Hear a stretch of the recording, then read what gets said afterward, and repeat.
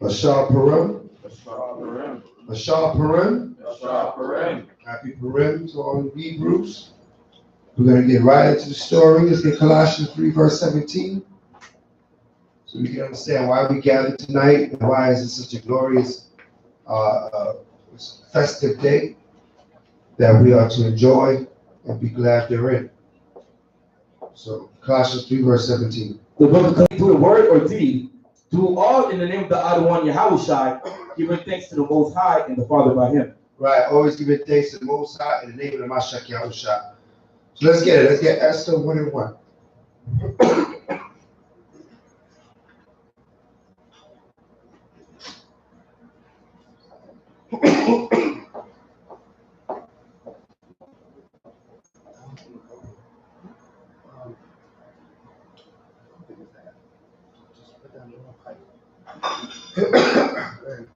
The book of Esther, chapter 1, verse 1.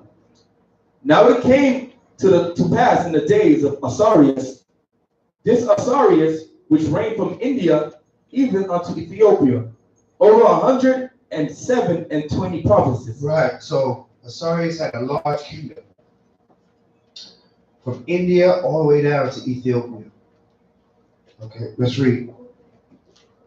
That in those days, when the king Asarius sat on the throne of his kingdom, which was in Shushan, the palace, in the 3rd year of his reign, he made a feast unto all his princes and his servants. The power of Persia and Media, the nobles of the princes of the provinces, being before him, when he showed the riches of his glorious kingdom and the honor of his excellent majesty many days, right, even 180 days. Uh-huh. And when these days were expired, the king made a feast unto all the people that were present in Shushan the palace. Right, so this king was over the Persians and the Medes. Okay, it's not our, this king is not a king of Israel. I'm going to read a little bit of the time period in which we're reading about. The time period is between 485 BC to 435 BC. We're reading about. Okay, so this feast we're going over tonight, was it before or after the feast we went over last night? Let's see who knows who's paying attention to the history. Did this happen before or after the what we read last night about the feast of the death of Nicanor? Is it before Nicanor? Yes, this is before Nicanor. Absolutely, this was already established before Nicanor, before the feast of Nicanor. Okay, the time of Nicanor we're talking about like 200 BC. This is 485 BC. Okay, so this is before the whole incident with Nicanor took place. All right, let's read. The book of Esther, chapter 1, verse 6. Where wear white, green, and blue hangings fastened with cords of fine linen, and purple to silver rings, and pillars of marble. The beds were of gold and silver upon a pavement of red, and blue and white and black marble. And they gave them drink in vessels of gold. The vessels being diverse one from another, and royal wine in abundance, according to the state of the king. And the drinking was according to the law. None did compel. For so the king had appointed to all the officers of his house, that they should do according to every man's pleasure. Right. Also Vashti, the queen, made a feast for the woman in the royal house. Right, so now you read of the Queen Vashti. Now, what nation is ruling again? Persia. The Persians and the Medes. Okay. Today they would be Iranians, right? Essenians, which is the Persians and the Medes. Okay. They had queens in their kingdom, which is different because did Israel have queens? Was there ever a queen in Israel? No. Right? So we didn't have queens. The queen idea of queens comes from these other nations. Everybody understand that? Right. We attach these to ourselves, but it's not something that we practiced. This is something we learned from the other nations that were around us.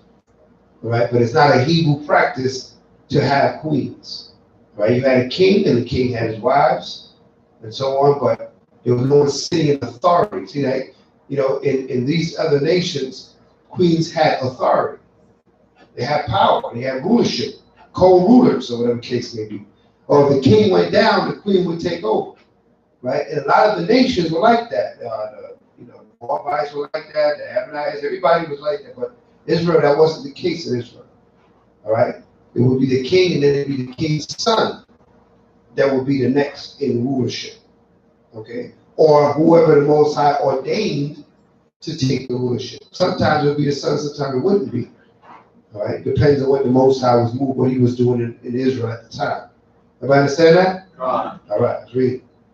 The book of Esther, chapter 1, verse 10.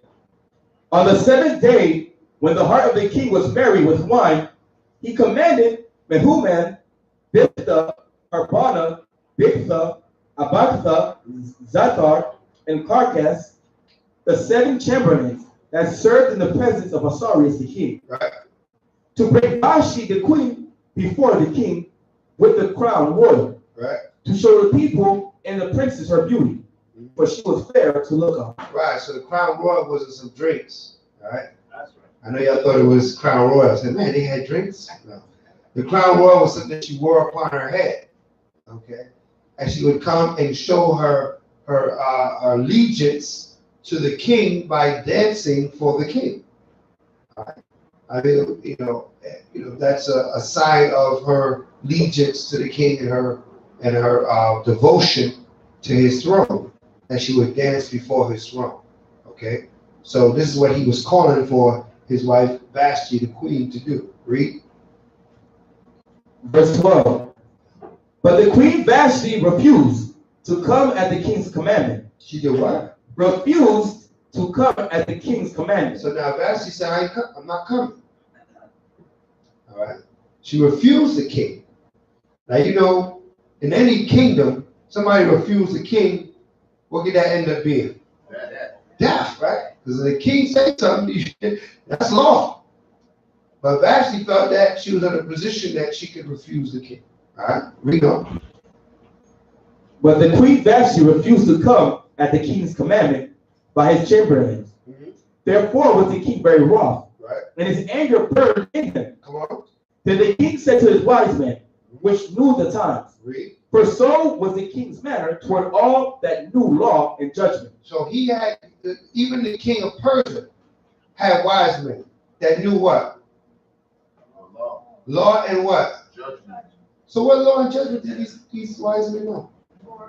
They knew Torah. Even though there's another nation, they knew Torah. A lot of these nations knew our laws and our commandments. So they would pervert the law, but they knew, they was aware of our laws. All right? Our laws were the royal laws upon the planet Earth. So a lot of these other nations, you might read in their books about laws that they have, and it might be similar to what you read in the Torah. Right? A lot of times people try to say, oh, the Torah plagiarized their laws. No. Our list of laws was known. It wasn't hidden. Okay? Everywhere we went, people knew our laws and our government. And we knew how we conducted ourselves. And according to their disciplines, they would take some of our law. Just like here in America. They would take some of our law. Right? But then they would pervert the law, with whatever situation. If they say, well, even in this kingdom, it's against the law to steal, right? Right. Unless you are, you have enough money and you can, you do your paperwork right, and you can legally steal, all right? Because in this kingdom they pervert the law, all right? If you get over on somebody, now you can steal, okay? But if you, but straight up, you can't steal. Poor man can't steal. Rich man can steal, all right? In this kingdom. But in our kingdom, no one can steal. No one can take what didn't belong to them. Okay? Murder. People cops killing people all the time. What's supposed to be the punishment for that? Yeah. But a lot of them they get acquitted. Or they might get desk duty. They might get paid vacation, or they call it a suspension. All right. So we know that the law has been perverted, but they know the law. They know these things are wrong, but they don't keep these things. All right. Read. Verse 14.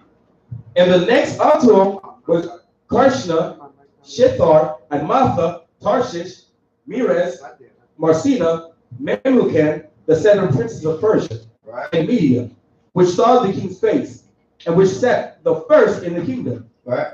What shall we do unto the queen Vashti according to law? Because she had performed because she had not performed the commandment of the king Osiris by the chamberlain. And Memucan answered before the king and the princes. Vashti the queen had not done wrong to the king only, Right. but also to all the princes and to all the people that are in the provinces. So why are they saying that? Why do you make that statement? Because what is Vashti to the king and to the people of the provinces? What is she? A role model. She's a role model, right? Just like all our people that's in position of power, right? Whether they want it to be or not, everybody knows them. They're in the limelight, right? They're in front of everybody. They become a role model, right? A lot of our people, they use like Oprah as a role model for a lot of young women, right? Unfortunately, right? They look up to Oprah. They look up to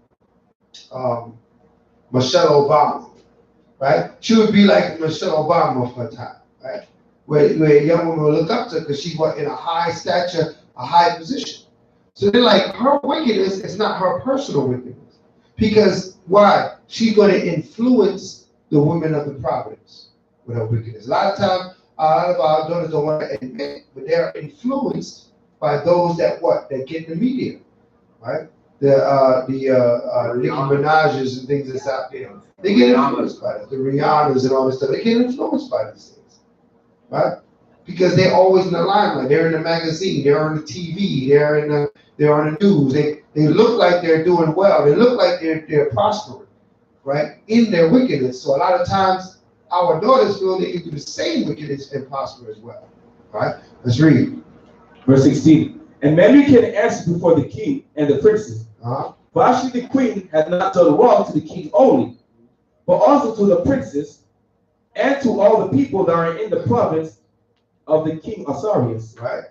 For this deed of the queen shall come abroad unto all women, so that they shall despise their husbands in their eyes. They shall do what? Despise their husbands in their eyes. That's why we always get on people that's in the limelight. People say, why am I so rough on, Serena Williams, right? Because our young daughters see that what she did, being a prominent, a sportsman, right, in the sports arena, and what she go do, right? Go have children with a white man. You know what I mean? That's embarrassing for our children, for our young daughters. That's teaching them what? When you get a position, go get with a white man. And a lot of the young women were going to follow those footsteps. So she not only do that for her own self, but for all our young daughters, right? Showing themselves that this is acceptable behavior.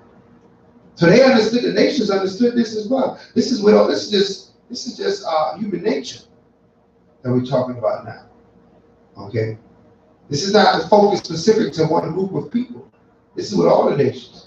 Right? What happened when the white woman rose up against the white man with the equal rights for women? Right? What happened in our houses? The same thing happened in our house, right? Our wives now said, no, wait a minute, you can't tell me what to do. You can't tell me, you ain't my father. Right?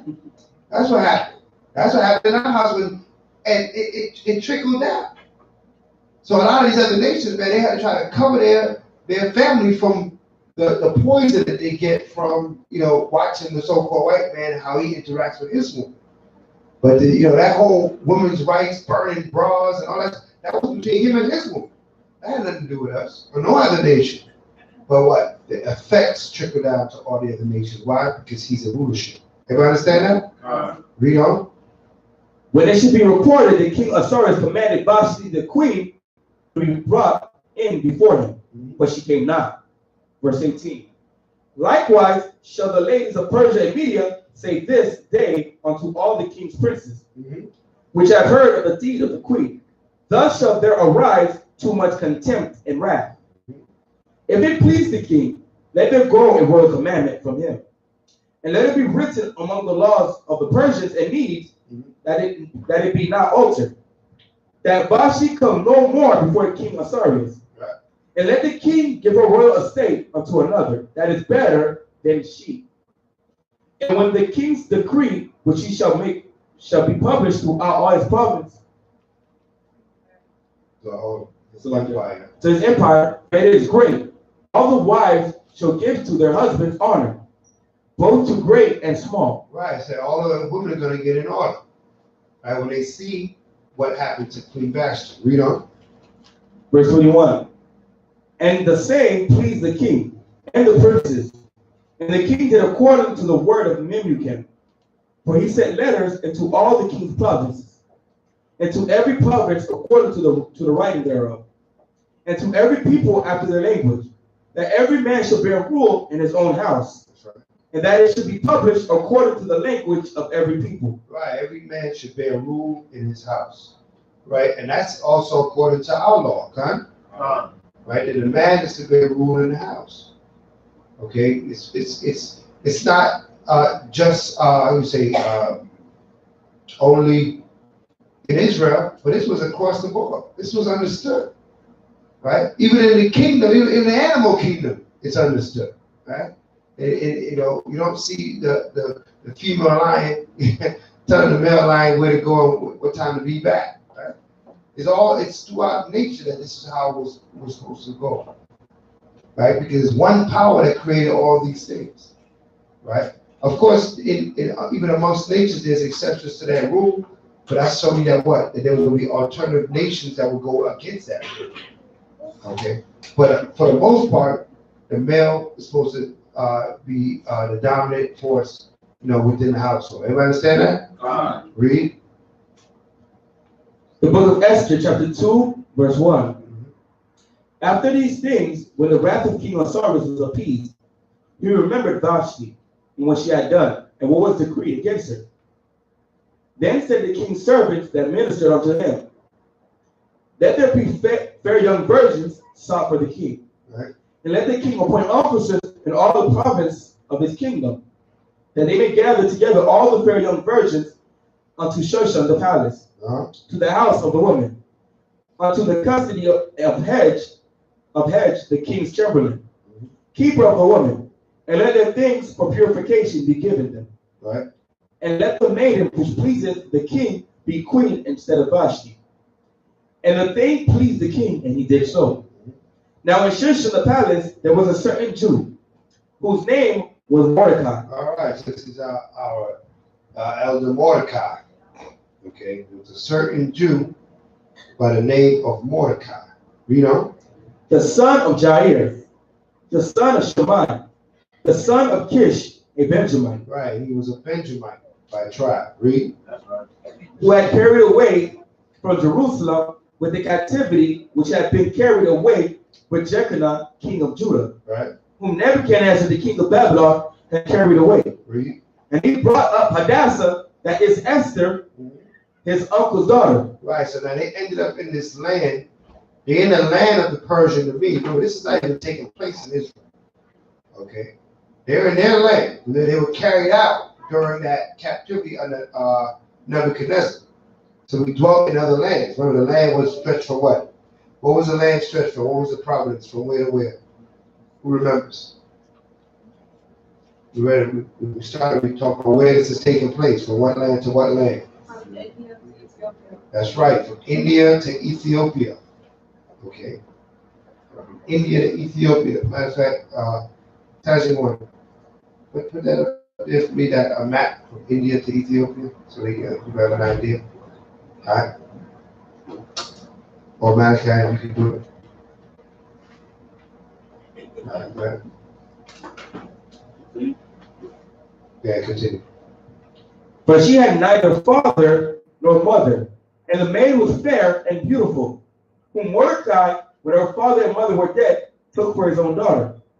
So it came to pass when the king's commandment and his decree was heard, and when many Medians were gathered together unto Shushan the palace to the custody of Haggai, that Esther was brought also unto the king's house to the custody of Haggai, the keeper of the woman. Right. And the Median and the maiden pleased him, and she obtained kindness of him. And he speedily gave her things for purification, Right. with such things as belonged to her, and 7 maidens which were meet to be given her out of the king's house. And he preferred her and her maids unto the best place of the house of the woman. Right. So Esther automatically got what? Got the royal treatment. Because he knew that just by looking upon Esther that she would be the king's choice. All right, read. Verse 10. Esther had not showed her people, nor her kindred, for Mordecai had charged her that she should not show it. Right. So what? When Esther came into the palace, she didn't show that what? That she was a Benjamite of the tribe of Israel. She just came in there just like trying to blend in, but she was just a beautiful woman. Right? A lot of our Hebrews like women they stand out. So, that's how they knew that something was different about Esther. She, even though we look, somebody might say we look like the Hamitic nations in some ways, but in some ways we don't. And they knew, they saw her spirit, they said, no, this is a different woman right here. Right? But she kept it under wraps, her true identity. All right, read. And Mordecai walked every day before the court of the woman's house, Right. to know how Esther did, Right. and what should become of her. Right. Now when every maid's turn was come to go in to King Ahasuerus, after that she had been 12 months. Right. So it took 12 months of purification before they could come into to meet the king. So they needed to be purified with oils and purification for how long? 12 months, for a whole year, before they was able to interact with the king. All right. To show that they had a long process, before a woman could go before the king. All right, let's read. According to the manner of the woman, for so were the days of their purification accomplished, to which 6 months with oil of myrrh, and 6 months with sweet odors, and with other things for purifying of the woman. Then thus came every Median unto the king. Whatsoever she desired was given her, to go with her out of the house of the woman unto the king's house. In the evening she went, and on the morrow she returned into the second house of the woman, to the custody of Shashagaz, the king's chamberlain, which kept the concubines. She came in unto the king no more, except the king delighted in her, and that she were called by name. You gotta wonder what it take 12 months to do. This purification process. Sweet odors and oils, and for 12 months, right? That's amazing. I mean, there's nothing in Bath and Body Works that's on that level right there. That's way above that level. That's something that's you gotta do something. Somebody gotta do that research to find out what was this process that they did. And why did it take so long? What was anybody ever looked this up? No. Maybe you look it up. Maybe something that we can be educated on. You know what I mean? But this process went on, and every one of the women that was in the house had to go through this process in order to be with the king. All right, go ahead. I don't think it's just smells. Could be diet as well. Where they're eating and stuff like that. Bringing down to a certain size. Right. Hygiene and everything. Exactly. Yeah. I mean, that's all they give us. They give us the oils in scripture. They say 6 months of oil of myrrh and 6 months with sweet odors, right? And with other things of purification. So we know there's other things aside from the oil and the sweet odors, right there in verse 12. Well, we just don't know what they are. All right. They had Steam? steam. Okay. All right. Different herbs that are blended together, and they use it to steam. Okay. Very good. And I think just kind of etiquette, how to sit, how to speak. Right, how to respectfully speak and communicate with the king, right? You had to learn that. You remember Come to America?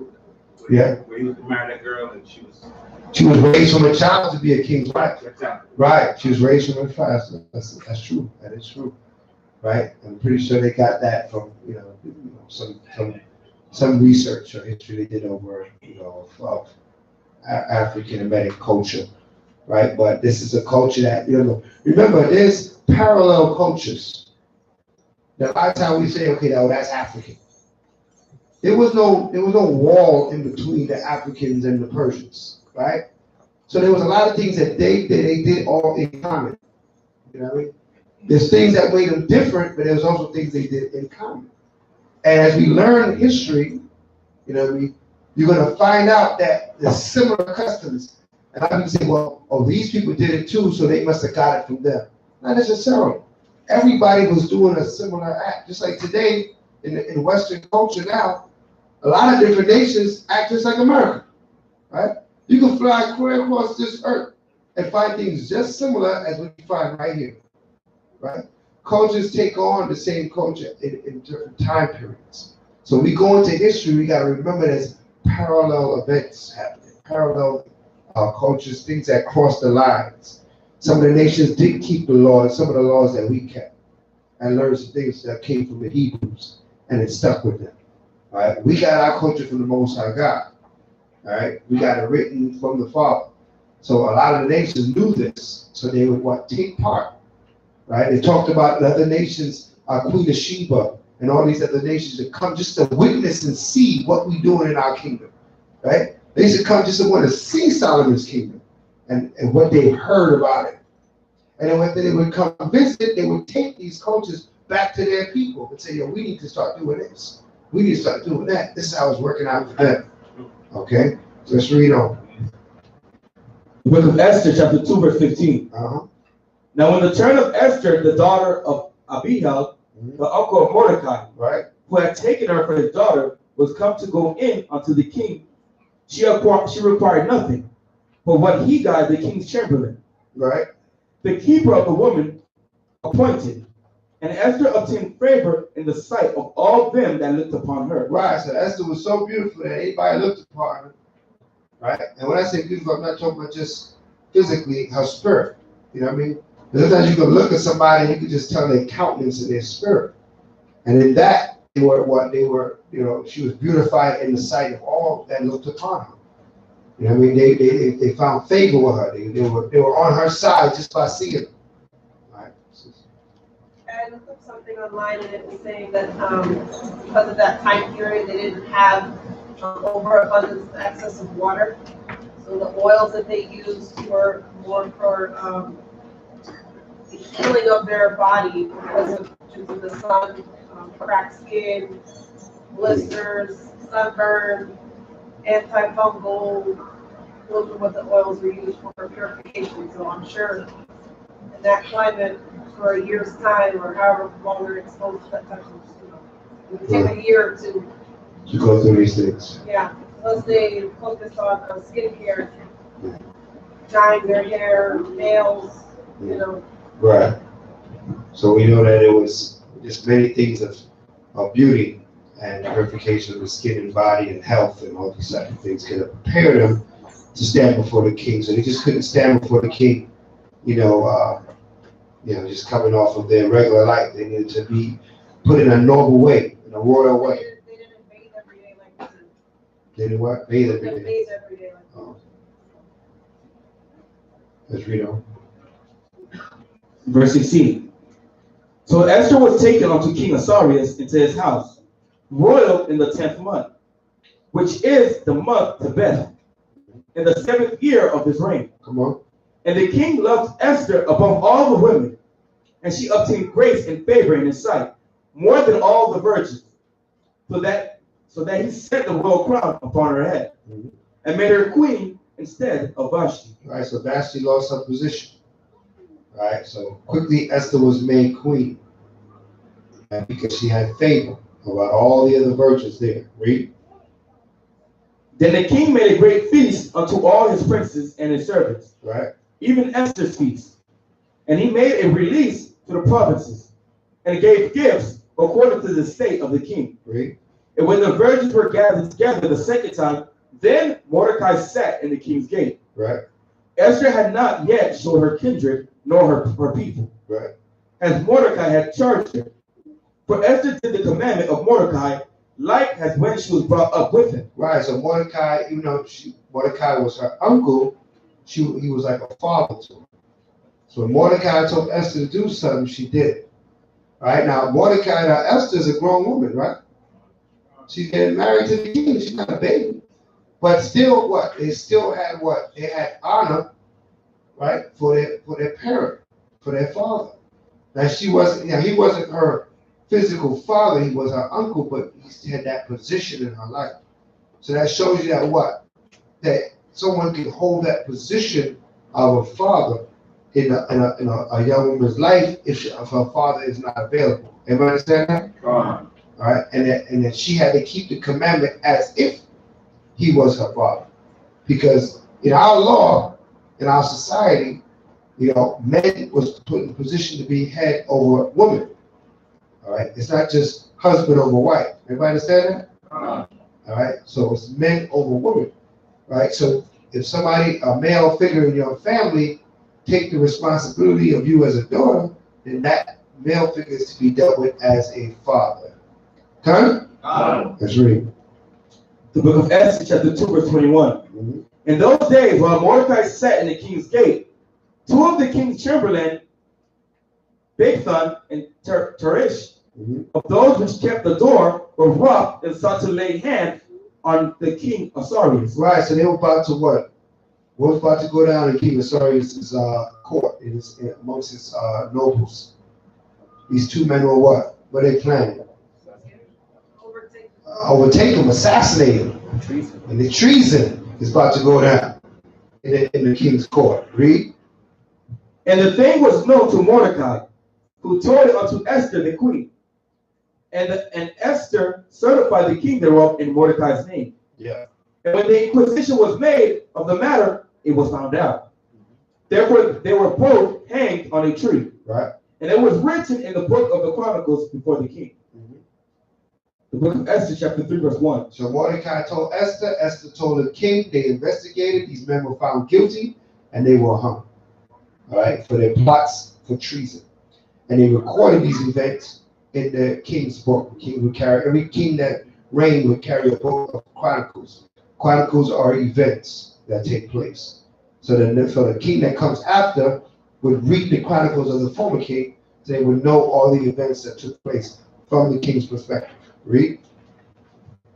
After these things did King Asarius promote Haman, the son of Hamatha, and Agag, and advanced him, and set his seat above all the princes that were with him.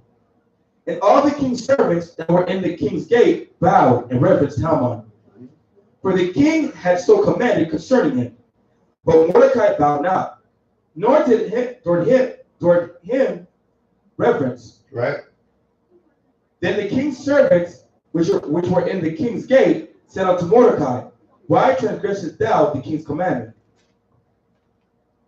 Now it came to pass, when they spake daily unto him, he hearkened not unto them, that they told Haman to see whether Mordecai's matters would stand. For he had told them that he was a Jew. He was a what? A Jew. Right, so if you're a Jew, you're a Hebrew, you don't bow down to no man, huh? Especially no heathen. Right? That ain't going down. So Mordecai, they said they were pressing him daily. Every day they was like, yo, why you not bowing down and having it come through? He said, man, I'm a Hebrew, man. I don't bow down to people.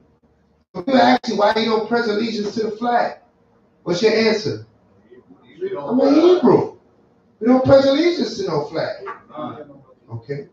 We don't do that. We're a Hebrew Israelite. We're different. These other nations can pledge allegiance to what they want, but we are Hebrews. Right? We are set apart. Come. All right, read. And when Haman saw that Mordecai bowed not, nor did him reverence, then was Haman full of wrath. And he thought scorn to lay hands on Mordecai alone. But they had showed him the people of Mordecai. Wherefore Haman sought to destroy all the Jews. that were throughout the whole kingdom of Osiris, even the people of Mordecai. Mm-hmm. Verse 7. In the first month, that is the month of Nisan, in the 12th year of King Osiris, they cast Purim. That is the lot before Haman, from day to day, and from month to month, to the 12th month, that is the month of Adar. Right. And Haman said unto King Osiris. So we understand that the month of Adar is what month? The 12th month. You cannot move the month of Adar. It's always the 12th month. This is why we're celebrating the Purim this month in the month of Adar. It's the 12th month. All right. Now, how many months in a year? 12. Not always. Right? It can be 12 or 13 moons in a year. Right? It's not always the same amount. Right? So you gotta be mindful of that. We're learning in the Gregorian calendar always has 12 months. But that's the calendar of King Gregory. Right? We don't follow that calendar, huh? We follow a lunar solar calendar. In a lunar solar calendar, every 4 years, there is an additional month, which creates a 13th month. That does not move the month of Adar. Adar is still the 12th month. Sometimes it's the last month of the year, sometimes there's another month. Everybody understand that? How do we determine when the first month of the year is? According to what? How do we know when the first month of the year is? What determines the first month of the year? No, I heard somebody say it over here. Spring. Seasons. Right? Seasons determine the first month of the year. You can't have the first month of the year in winter. Everybody understand that? It can't be in summer. It has to be the beginning of spring. Right? The first moon in the beginning of spring begins the first month. We have to be mindful of that. That doesn't change. Seasons don't change. Okay? The 13th month. How many days does that month have? It's just the moon cycles. Remember, it's not about the days, it's about the moon cycles. Now, any moon cycles can take from anywhere from 28 to 30 days. Moon cycle is not always the same amount of days. All right? So we go from new moon to new moon. So whenever the new moon comes, that's when the month is over. That's when it begins, and that's when it's over. All right? So we have to be mindful of these things because it's almost like days. Right? Sundown to sundown. That's our days. What's the event? The sun going down. That's how we knew a day is what? Ended, and a day is what? Begun. How do we know a month has ended and begun? New moon. When the moon goes away, that month is gone, and the new month is in. Happens at the same point. Okay? These things are events that don't change. There's nothing in between that. You know what I mean? There's no in between the moon being hit. When the moon is hit, then the month is over and the month begins. When the sun goes down, the day is over and the day begins. Every spring is the beginning of the year. All right. Once you keep on those understanding, your calendar will never be wrong. All right. You can always catch back up and figure out where you're at in the year. Right. Look at your season. Look at the moon. And it'll put you right back on target. Everybody understand that? All right. These things don't change. All right. Let's read. Verse 8. And Haman said unto King Osiris, there is a certain people scattered abroad and dispersed among the people in all the provinces of thy kingdom. And their laws are diverse from all people. Neither kept they the king's laws. Right. Therefore it is not for the king's profit to suffer them. Right. If it please the king, let it be written that they may be destroyed. Right. And I will pay 10,000 talents of silver to the hands of those that have the charge of the business, to bring it into the king's treasury. So now, you gotta look at this. They thought to kill the Jews and destroy them. Why do they want to destroy them? Because what?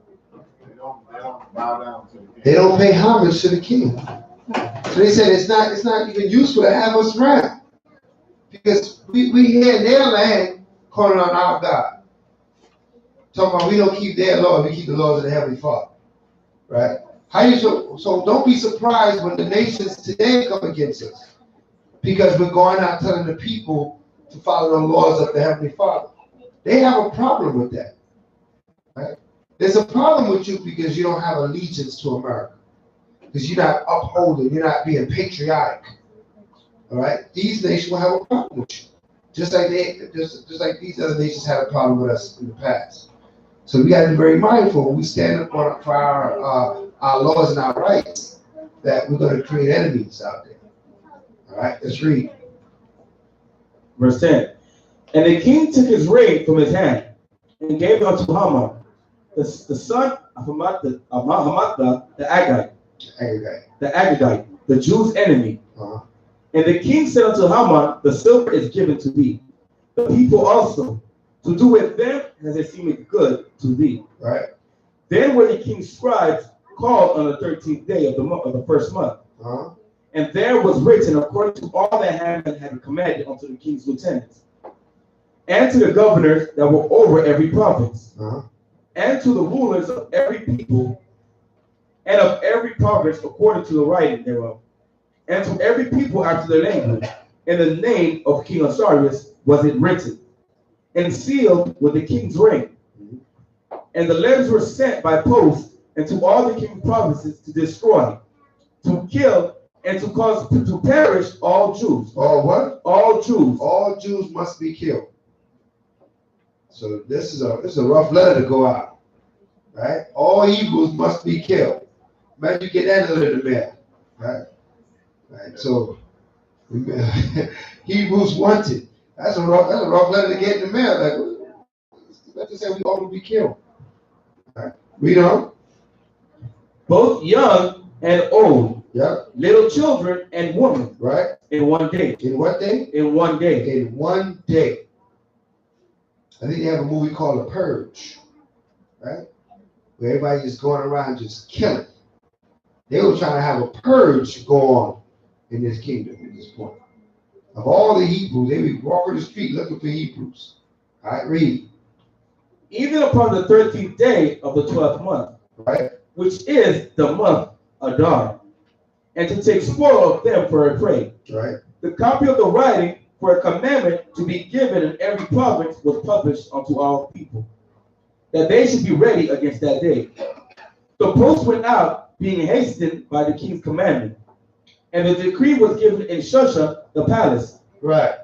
And the king and Haman sat down to drink. So you gotta think these provinces, if you look at the map, right? It's stretched from that orange right there on the map, that's Ethiopia.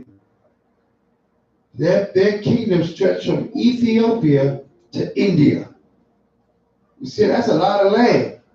That's a lot of provinces that we're all amongst all that land right there. That's how much the Persian, the Medes had all that land under their control. So you got like northern, eastern Africa, Saudi Arabia, Asia Minor, all the way to India, right? They had all that land, and we was scattered through all those lands, okay, amongst all those provinces.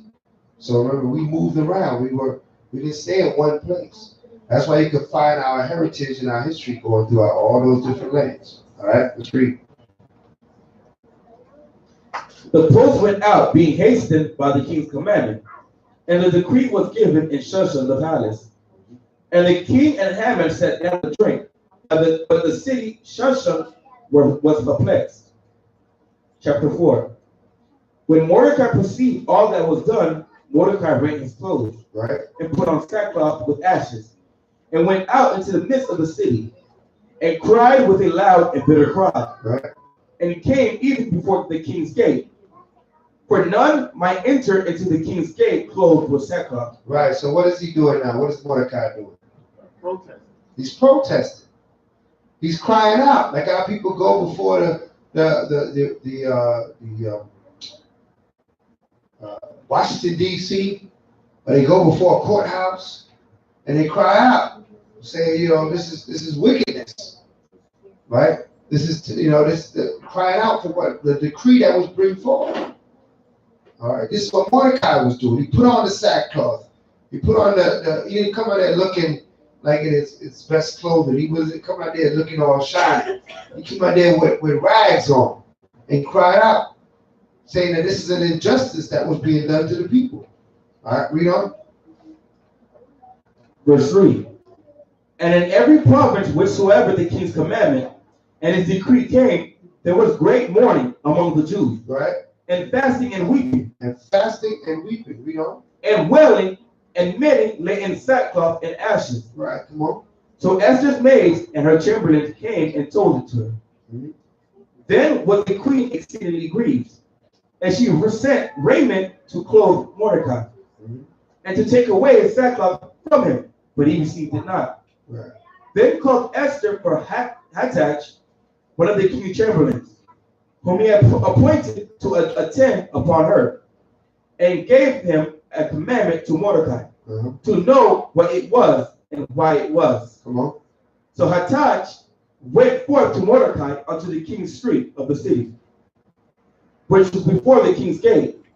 And Mordecai told him of all that happened unto him, and of the sum of the money that Haman had promised to pay to the king's treasuries for the Jews to destroy them.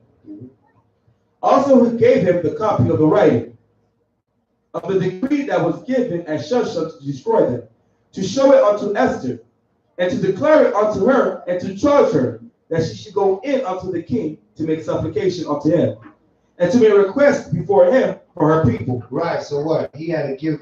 He gave Esther that charge to do what? To go to King Ahasuerus and tell him what? Don't kill the Jews. She got to first of all. She got to reveal first of all who she is. Right. Let him know that she's a Hebrew, and that this decree was, killing her people, and that this decree can't go forth. All right. So this is what Mordecai had tell Hathach to go tell Esther. This is what needs to be done before we're all slaughtered. All right. Read. Verse 9. Hathach came and told Esther the words of Mordecai. Again, Esther spake unto Hathach and gave him commandment unto Mordecai. All the king's servants and the people of the king's provinces do know that whosoever, whether man or woman, shall come unto the king into the inner court, who is not called, there is one law of his to be put to death, except such to whom the king shall hold out the golden scepter, that he may live. But I have not been called to come in unto the king these 30 days. Right. So she said, I'm not supposed to see the king for 30 days. So he tried to tell Mordecai, I can't do that because I can't go in and see the king, right, for the next 30 days. Okay. And that's her next schedule to see the king in 30 days. All right. Read. And they told Mordecai Esther words.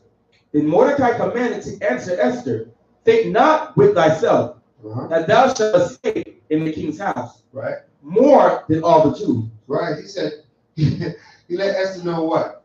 That don't think that when this decree goes forth that you safe because you up in Mordecai, you in the king's house, right? No matter, a lot of times our people, they detach themselves from their people when they get a little wealth, they might get a little position, then they feel like, okay, well, I'm over here now, so whatever happens to those people, it ain't gonna happen to me, right? Then they find out even Beverly Hills, they could be in Beverly Hills and still get arrested in front of their own house for trying to get into their own car. We're talking about they broke into their own car, right? Like what was that Jay-Z song, rich nigga, poor nigga, still nigga, right? Don't get it twisted, all right? You in somebody else's kingdom, okay? So what's that? Yeah, it did, right in his own driveway, right? I'm pretty sure not only him. All right, this is a story that echoes in these neighborhoods. Now people they get a little money, they want to keep it gated, move amongst the other nations, and think that they're going to escape, the oppression and escape the racism and the depression on our people. No, then they get a rude awakening. Not because you got money don't mean you're not still a nigga. Right?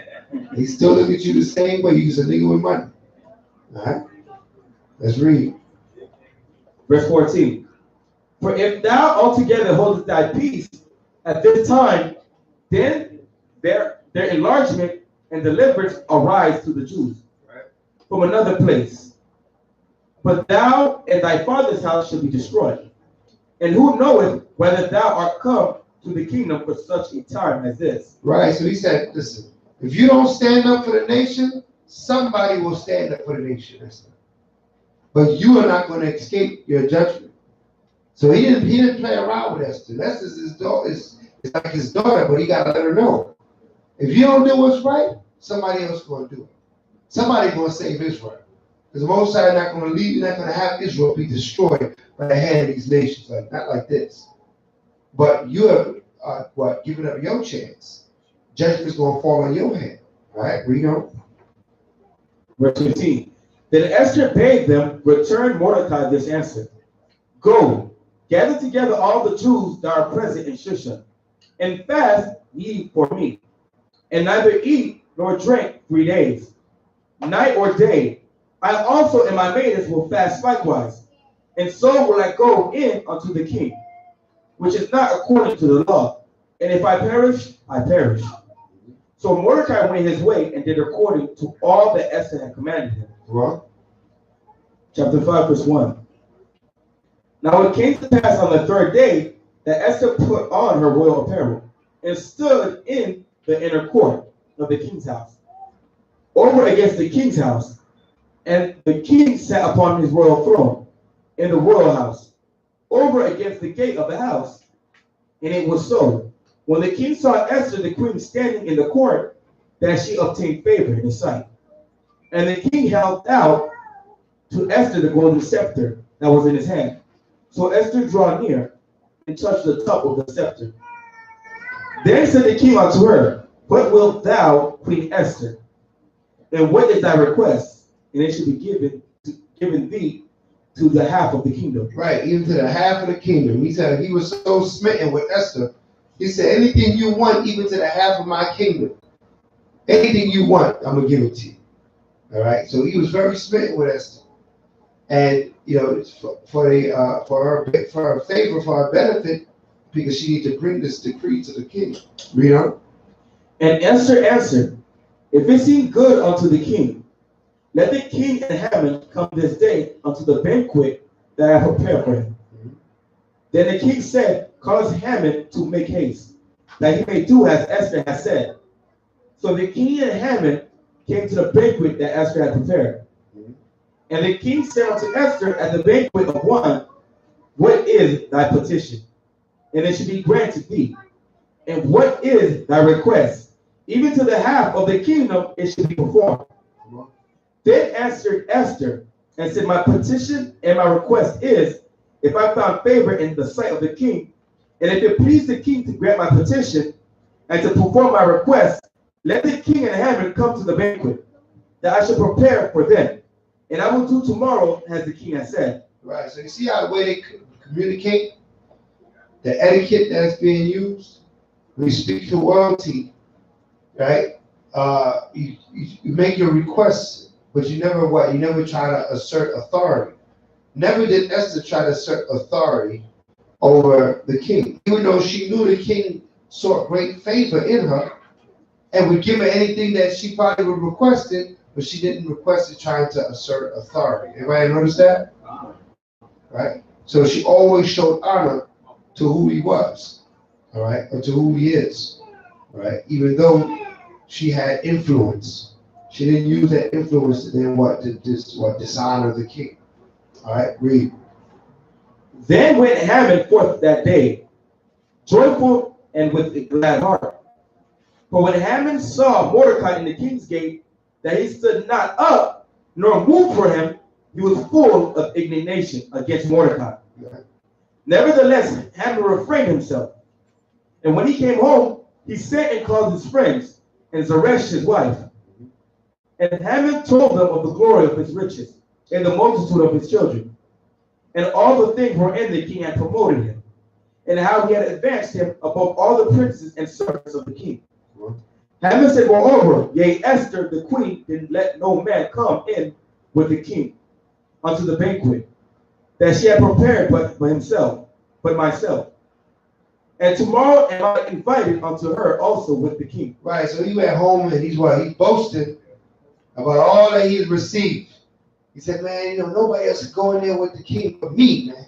I'm the man right now in the king. He felt he was really feeling himself, right? So he got promotion, right? All the perks that he's getting, right? All the responsibilities he got now, he felt like he was on top, right? And he's telling his wife and his family all that had before him, right? So he's feeling real good about himself. All right, let's read. Having said, moreover, yea, Esther the queen did let no man come in with the king unto the banquet that she had prepared, but myself, and tomorrow am I invited unto her also with the king. Right. Yet all this availeth me nothing. So long as I see Mordecai the Jew sitting at the king's gate. all this accolades didn't mean nothing because that Mordecai was just burning him on the inside, right? So all that, we gotta look at it, bring today's example. All that these nations ruled, what they got all the money, they got all the influence, they got all the businesses going on. They still got time to hate the Hebrews, right?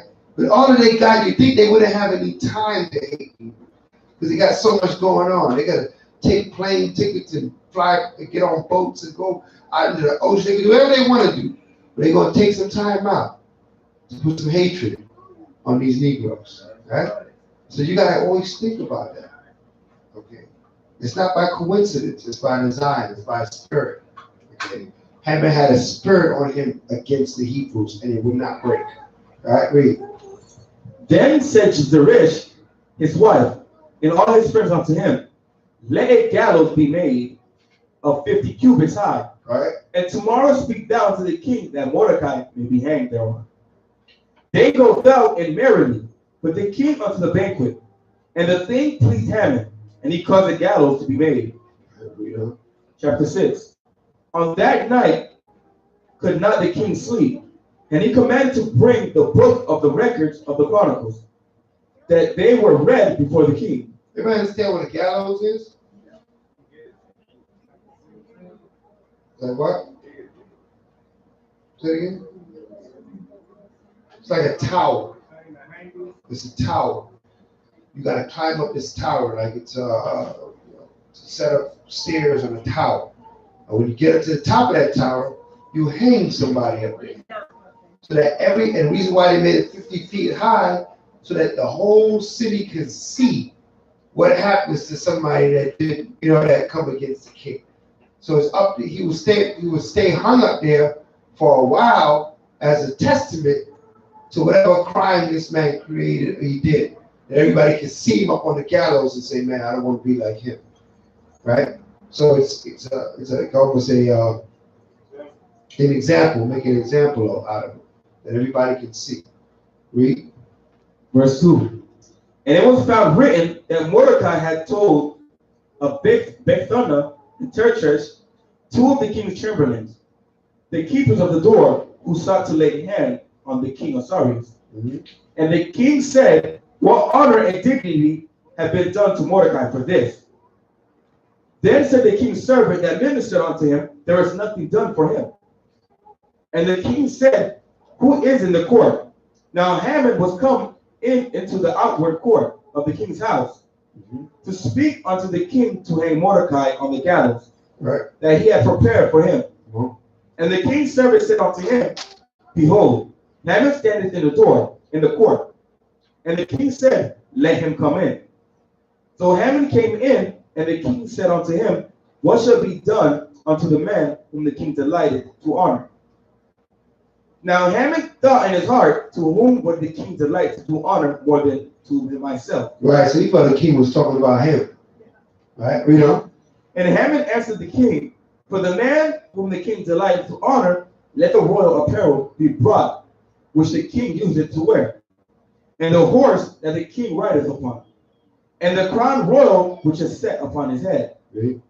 And let this apparel and horse be delivered to the hand of one of the king's most noble princes, that they may array the man with all whom the king delighted to honor, and bring him on horseback through the street of the city, and proclaim before him, thus shall it be done to the man whom the king delighted to honor. Then the king said to Haman, make haste, and take the apparel and the horse as thou hast said, and do even so to Mordecai the Jew. Right, so his heart fell at this point. Right? He about to have a heart attack. And he had this man that he hate, he got to now put the royal apparel on him, right? Walk him through the whole city in the streets, right? And say, thus, you do a man that the Most High, that the king honoreth. So he was put in a position to what everything that he wanted done to himself, he now has to do to Mordecai. Right? So he was sick right now when he heard he had to do that to Mordecai. Read. To Mordecai the Jew that sitteth at the king's gate, let nothing fail of all that thou hast spoken. Then took Haman the apparel and the horse, and arrayed Mordecai, and brought him on horseback to the street of the city, and proclaimed before him, thus shall it be done unto the man whom the king delighted to honor. And Mordecai came again to the king's gate, but Haman hasted to his house, mourning, and having his head covered. So he was so ashamed, he had covered his head and went running home. Right, read on. And Haman told Zeresh his wife, and all his friends, everything that had befallen him.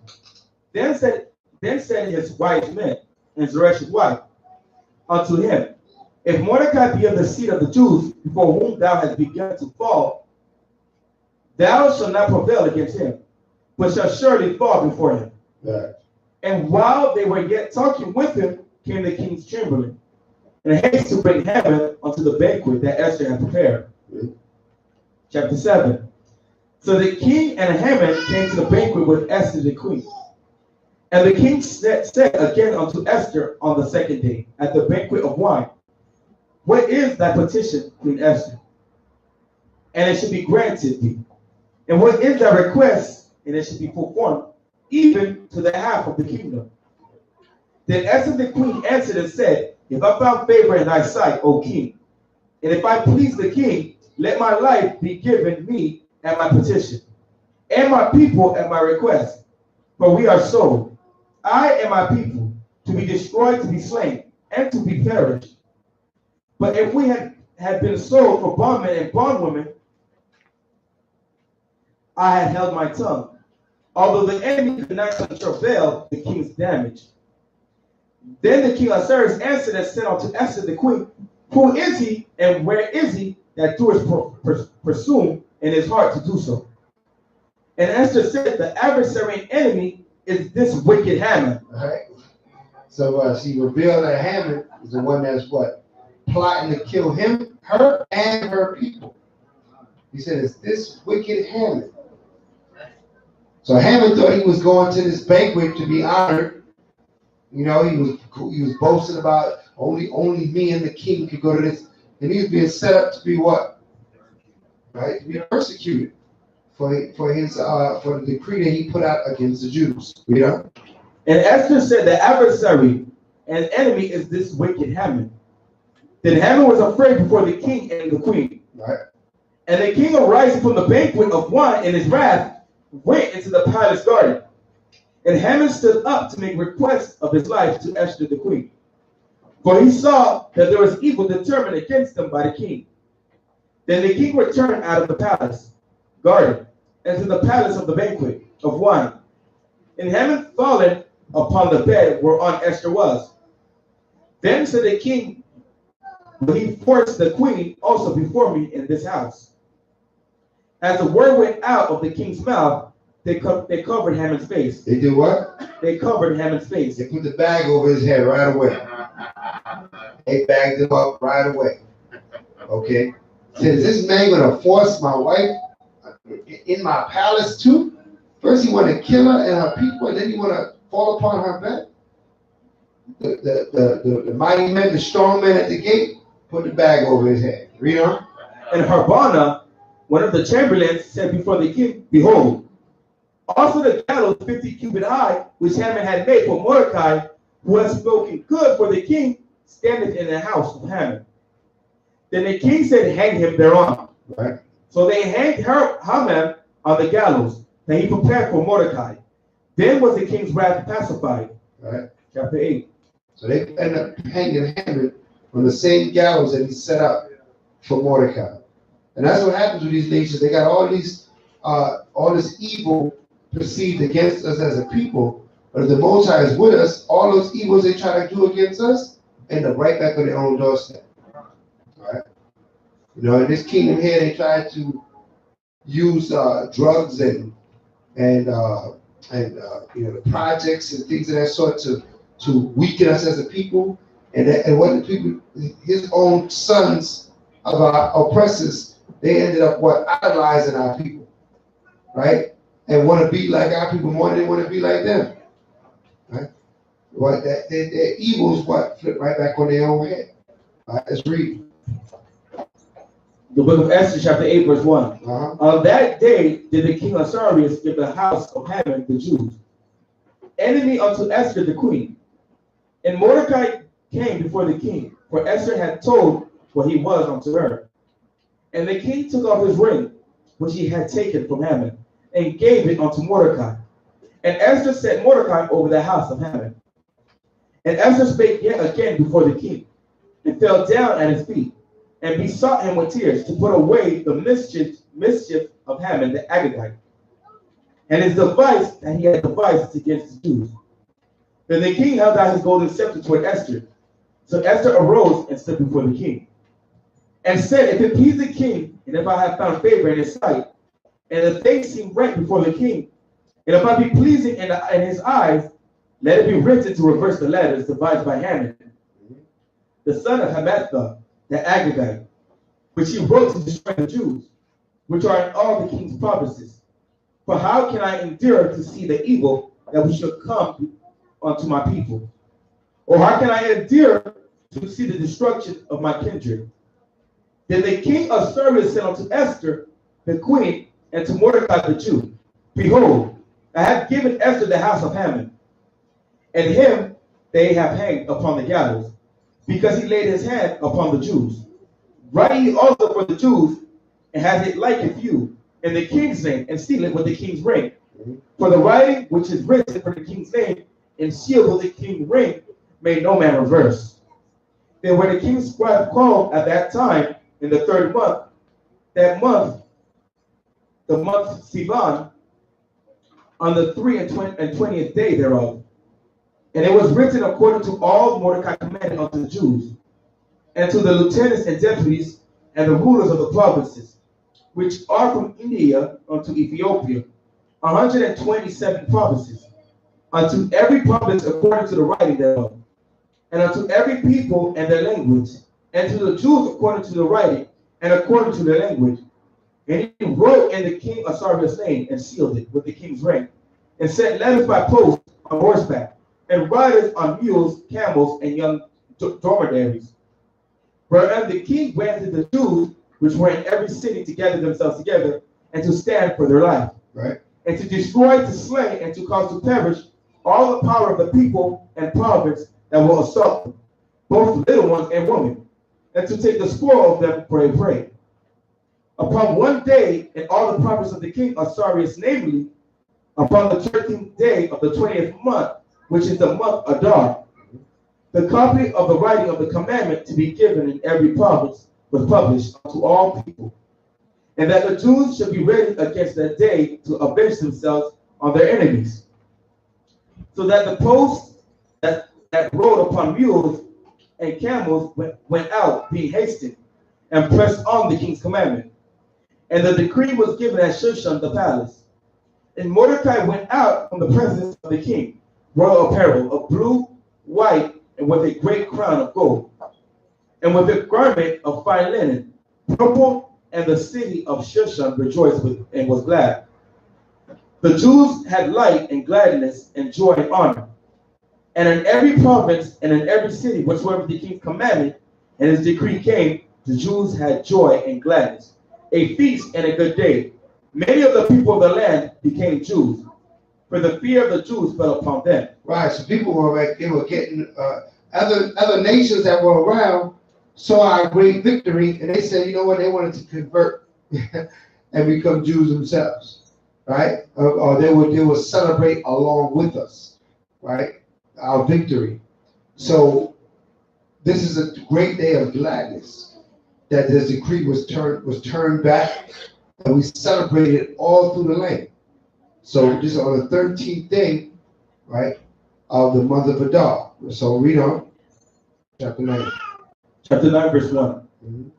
Now in the 12th month, that is the month Adar, Uh-huh. on the 13th day of the same, when the king's commandment and his decree draw near to be put in execution, in the day that the enemies of the Jews hoped to have power over them, though it was turned to the contrary, that the Jews had rule over them that hated them. Right. The Jews gathered themselves together in their cities through all the provinces of the king Asarius to lay hand on such as sought their hurt. And no man could withstand them, for the fear of them fell upon all people. And all the rulers of the provinces and the lieutenants and the deputies and the officers of the kings helped the Jews, because the fear of Mordecai fell upon them. For Mordecai was great in the king's house, and his fame went out throughout all the provinces.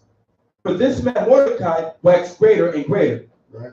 Thus the Jews smote all their enemies, Right, with the stroke of the sword, and the slaughter and destruction, and did what they would unto those that hated them. right. So there were still some of these other nations that still wanted to go ahead and kill the Jews, even though the decree was taken away. Right. There's some militia groups that were still out there that said, I don't care what the government said, we still gonna get the Jews out of here. Right.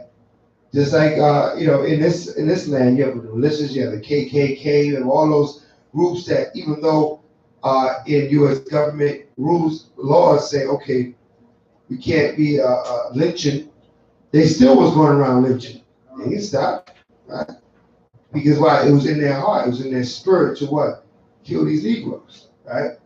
Just like it was in their heart to kill these Hebrews. But what? We stood up valiantly against them, and even the authorities under King Asurius was helping us stop them. All right, read. And in Shushan, the palace, the Jews slew and destroyed 500 men. Mm-hmm. In Parashatha, and Dalphon, and Aspatha, and Paratha, and Adalia, and Aretha, and Parmashta, and Arsai, and Ardai, and Barashtha, the 10 sons of Haman, the son of Hamatha, the enemies of the Jew, slew they. But on the spoil laid they not their hand. On that day, the number of those that were slain in Shushan, the palace, was brought before the king. And the king said unto Esther the queen, the Jews have slain and destroyed 500 men in Shushan, the palace. And the 10 sons of Haman, what have they done in the rest of the king's province? Now what is thy petition? And it should be granted thee.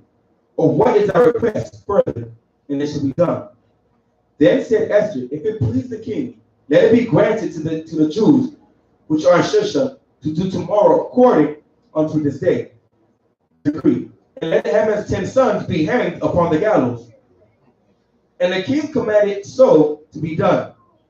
And the decree was given at Shushan, and they hanged Haman's 10 sons. For the Jews that were in Shushan gathered themselves together on the 14th day also of the month Adar. And they slew 300 men at Shushan. But on the prey they laid not their hands.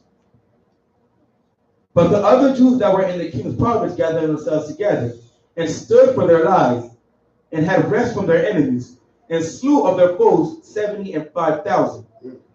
But they laid not their hands on the prey. On the 13th day of the month Adar, and on the 14th day of the same blessed day, and made it a day of feasting and gladness. But the Jews that were in Shushan assembled together on the 13th day thereof, and on the 14th thereof. And on the 15th day and the same they rested, and made it a day of feasting and gladness thereof. Therefore the Jews of the villages that dwelt in the unwalled towns made the 14th day of the month Adar a day of gladness and fasting and a good day. and of sending portions one to another. Right, so what's that? Portions as gifts. So on the 14th day, they sent portions one to another. And it was a day of gladness and feasting amongst Israel. Read on. And Mordecai wrote these things and sent letters unto all the Jews that were in all the provinces of the king Asarius, both nigh and far, to establish this among them, that they should keep the 14th day of the month, Adar, and the 15th day of the same yearly, as the days wherein the Jews rested from their enemies, and the month which was turned unto them from sorrow to joy, and from mourning into a good day, that they should make them days of fasting, of feasting and joy, and of sending portions one to another, and gifts to the poor. And the Jews undertook to do as they had begun, and as Mordecai had written unto them, because Haman the son of Hammedatha the Agagite, the enemy of all the Jews, and devised against the Jews to destroy them, and had cast Pur, that is the lot, to consume them and to destroy them. But when Esther came before the king, he commanded by letters that his wicked device, which he devised against the Jews, should return upon his own head, and that he and his sons should be hanged on the gallows. Wherefore they called this day Purim, after the name of Pur. Therefore all the words of this letter, and of that which he had seen concerning this matter, and which had come unto them, the Jews ordained and took upon them, and upon their seed, and upon all such as joined themselves unto them, so as it should not fail, that they would keep these 2 days according to the writing, according to their appointed time every year, and that these days should be remembered and kept throughout every generation, every family, every province, and every city, and that these days of Purim should not fail from among the Jews, nor the memorial of them perish from their seed. Right, so this is a celebration, a memorial, a remembrance of our victory against our enemies, and how the Most High turned the evil intent of our enemies back on their own head. Okay, by us pleasing the Most High, these nations can't stand up against us, and this is a proof that the Most High can turn the tables. Just when you think things are stacked against you, the Most High can make you the victory, give you the victory. Right? It's all in the power of the Heavenly Father. Remember, even these other nations, the kings of these other nations, their heart is still in the hands of the Most High. You understand that? Nobody's above the Father and what He can do. All we got to do is please Him. So what we see here, and what we know we celebrating, this is a celebration, it's an observance. All right? It's not a high holy day.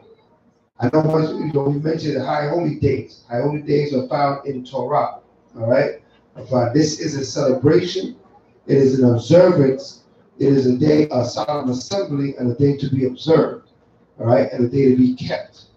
But it's not the same as a high holy day. High holy days is 7 high holy days. All right? But these days are also days of celebration and observance. Everybody understand that? God. All right, let's finish it up. Yeah. Verse 29. Then Esther the queen, the daughter of Abihail, and Mordecai the Jew, were with all authority to confirm the second letter of Purim.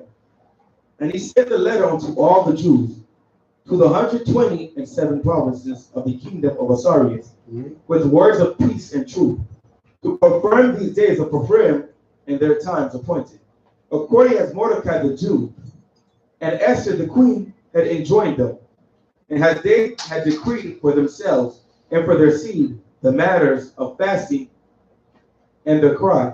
Right. And the decree of Esther confirmed these matters of Purim. And it was written in the book, chapter 10. And the king of Cyrus laid a tribute upon the land, and upon the isles of the sea, and all the acts of his power, and of his might, and the declaration of greatness of Mordecai, whereunto the king advanced them, are they not written in the book of the chronicles of the kings of Media and Persia?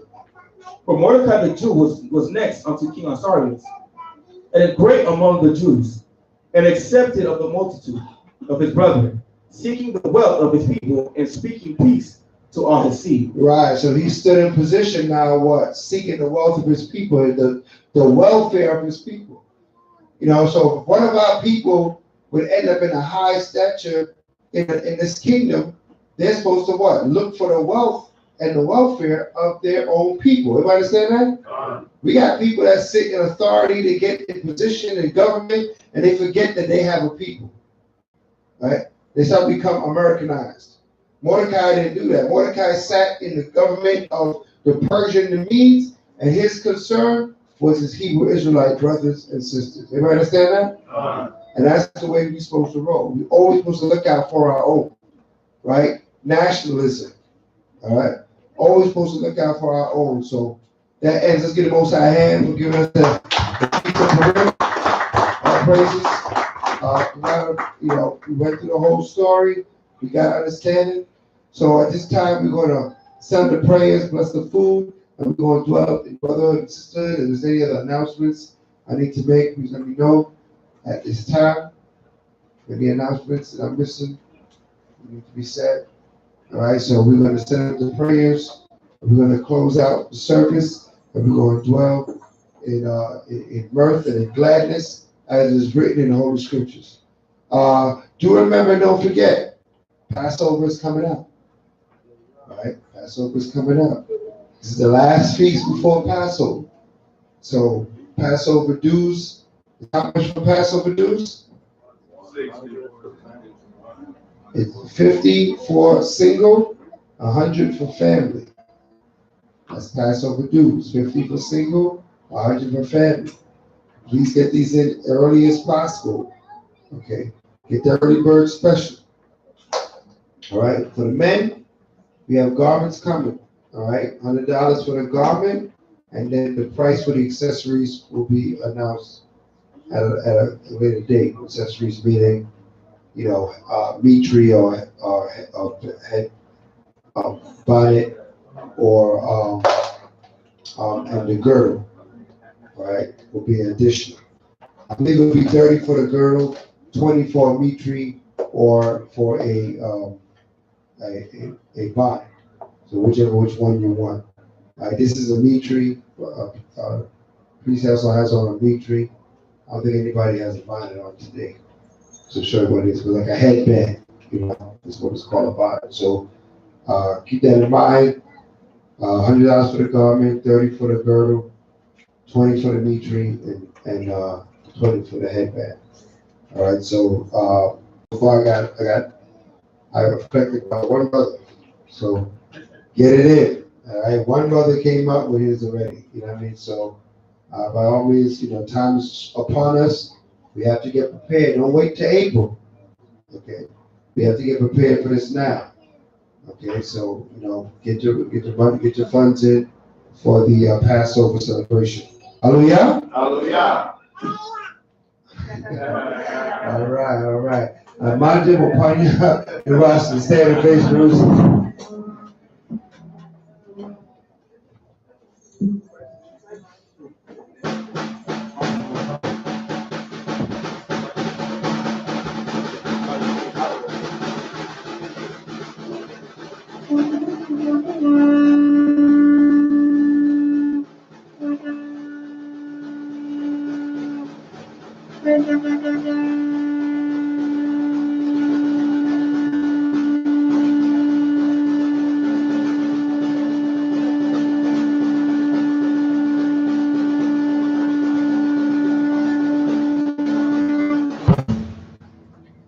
Hallelujah. Hallelujah. Hallelujah. Hallelujah. Who's the power? God's the power. Who's the power? God's the power. By Hashem. By Hashem. Holy, holy, holy. Holy, holy, holy. Is the name. Is the name. Of a Noah. Yahweh. Holy, holy, holy. Is the name. Mashiach. Yahushua. Come on, now Yahweh. Come on, now Yahweh. Come Mashiach Yahushua. Come Mashiach Yahushua. Come Yashurala. Come Yashurala. Rakathay Yahweh. Hashem. Mashiach. Yahushua. Purim. The water. The Yah. Babakusha. Yahweh. Hashem. The Mashiach. Yahushua. Barak. Paul. Bakazak. Mamakan. Bashma'ayel. Akim. Wa. Akwakim. Babakusha.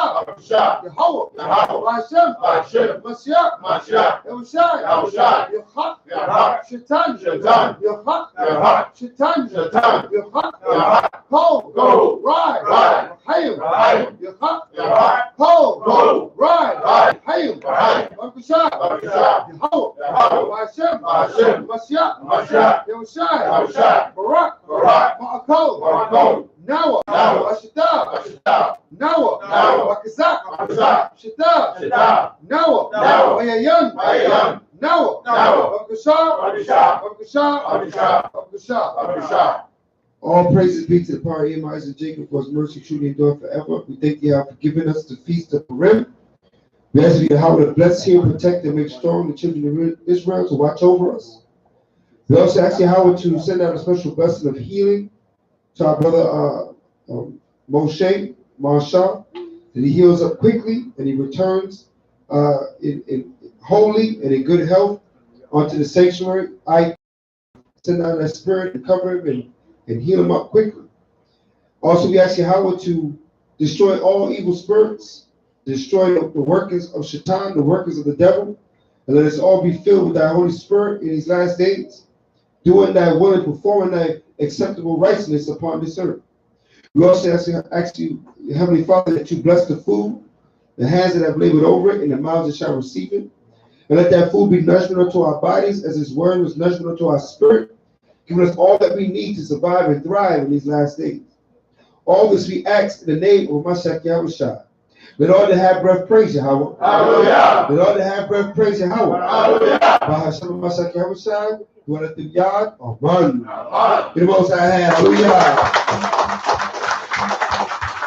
I will perfected praise in the mountain. Yahweh perfected praise in the Yahweh perfected praise. Hallelujah, hallelujah. Oh yeah. One time so. Yahweh perfected praise in the Yahweh perfected praise in the Yahweh perfected praise. Hallelujah, hallelujah.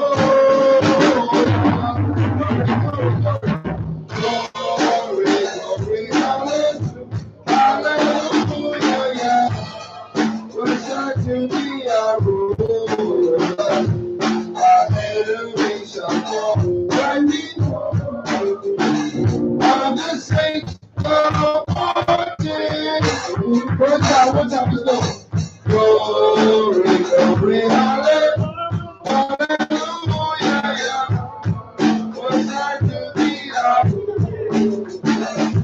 our enemy shall fall right before our feet. Father,